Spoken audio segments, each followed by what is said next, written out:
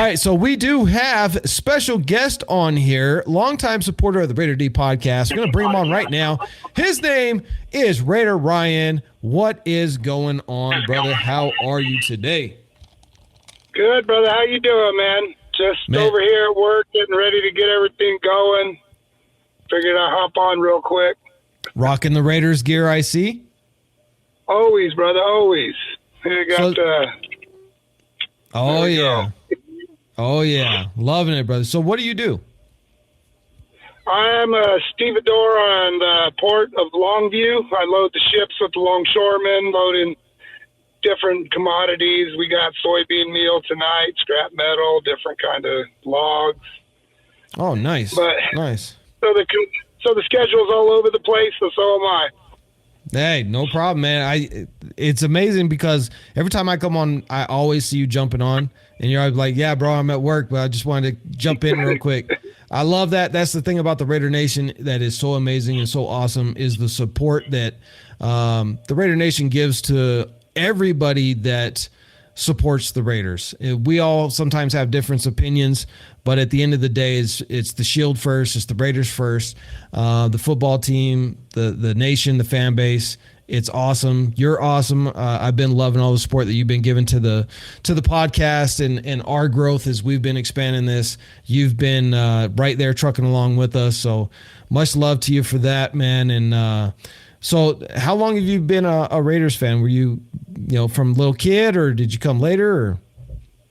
You know what? I wasn't a Raiders fan till I was about 18 years old, and I was brought to a Raiders game. So almost about 30 years now. And nice. I had always played football, liked the Bears. I was a big Walter Payton fan because I was a running back. And I went to a Raiders game, and that was an experience like no other. The people we came with to the game, excuse me, everybody had their own thing they had to bring, and the people that were supposed to bring the charcoal brought heating logs, so we didn't have anything to cook food with. People came from all over. Here's some charcoal. What else do you need? There was love and support from everybody, and I loved it. Yeah, that's a bit. So did you go to the Coliseum in Oakland, or were you down in L.A.? Oh, yeah. No, it was a Coliseum in Oakland. I went to quite a few games there. Got to meet Kenny Stabler. I was a bartender, so we got to work the autograph station in Raiderville out there. Got to meet Kenny Stabler. A lot of good greats out there. It was kind of cool. It's going to be interesting to see what Oakland does with that stadium if they're going to tear it down because the A's are leaving. So there's basically nothing left, sports-wise.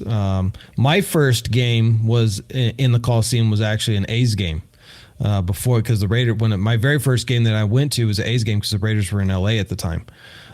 So I didn't get to go. I didn't get to go to a Raiders game there until later.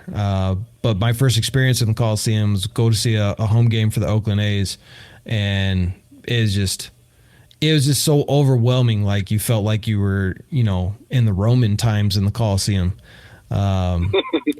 It's just such a massive building and so much history. Love the Coliseum. Obviously, it's well past its lifespan. Time to take it down, and I really hope, being from Oakland, I hope that that they rebuild something there, something good, something iconic. I hope they don't just turn it into a parking lot or something, because so many memories were made in that stadium, good and bad, right? The last home game of the Raiders was a tear fest. Gardner Minshew loves it though. Oh yeah. Yeah, I didn't really appreciate his response in that presser with the smirk on his face.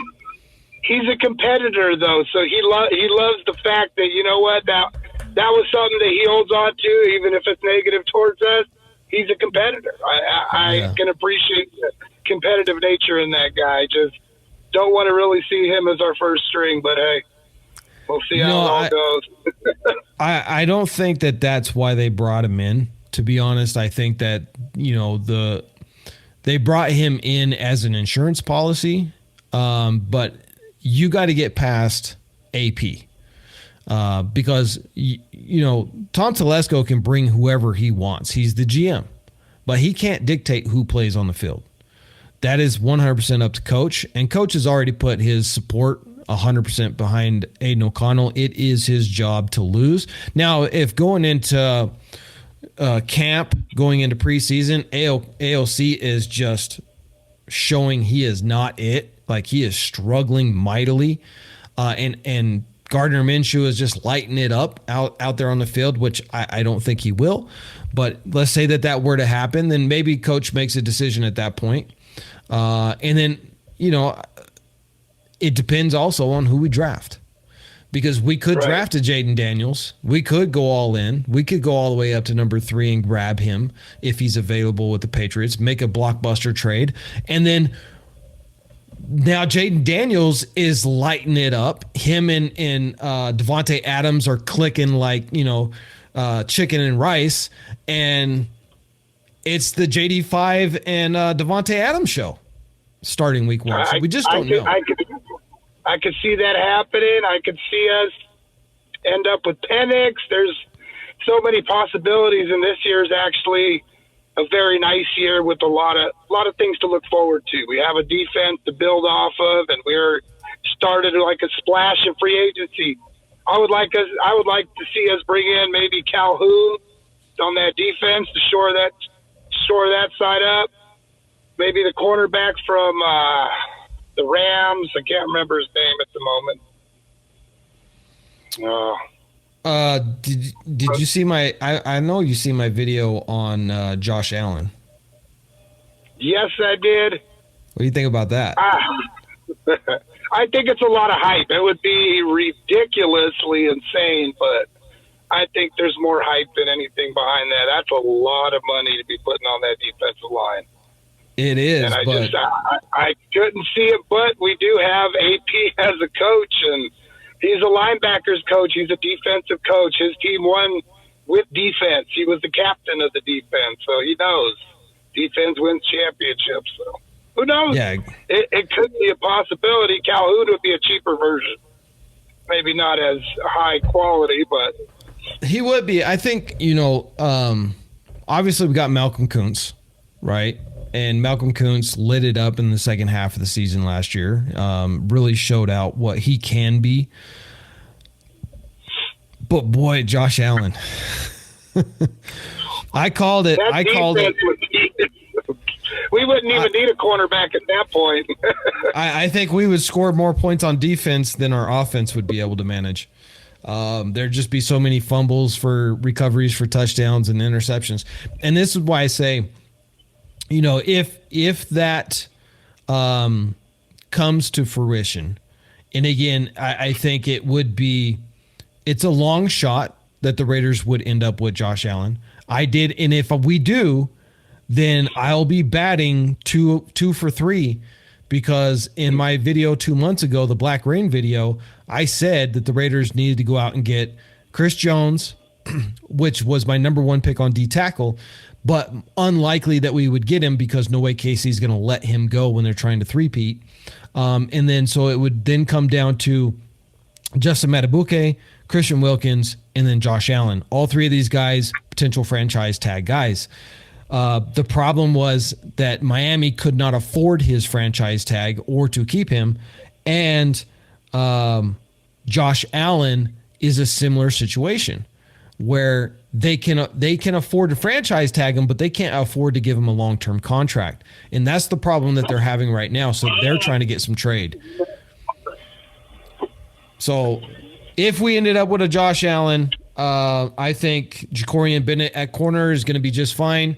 And, he's probably going to end up with 6 interceptions. Jack Jones probably going to end up with 10 because the quarterbacks are going to be running for their lives and just throwing up interception pick sixes all day long. It's going to be amazing. Can't wait to see what happens. You know what? I'm here for that, brother. I'm going to have to get going. Before I do go, I would like to say I much appreciate everything you do out here, all your hard work for the nation, brother. Much love, dude. You're inspiring me to want to be able to do some of this, maybe make my own short video. I liked what you did with Mitch, bringing him on the show. Mitch was one of the original guys that started watching, and I felt he got a little above, more towards the money-wise and drinking, but he still had some good facts, and I like watching the show. So it was good to see him actually come on here and prove his point. I like that. And one more thing, I got to really get going because my foremen are here. And yeah. But I must appreciate, I might be on this link if you're going to be on here for a minute, but I do have to end it just like AP ends it. Raider!